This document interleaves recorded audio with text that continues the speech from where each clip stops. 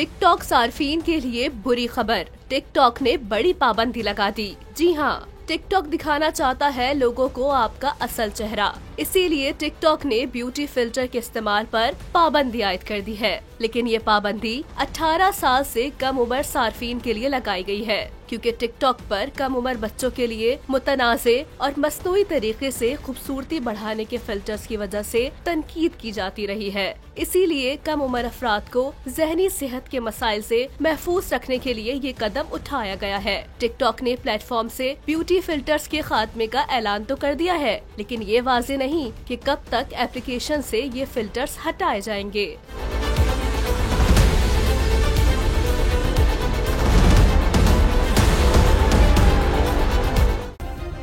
Subscribe करें और bell दबाएं ताकि कोई खबर रह न जाए।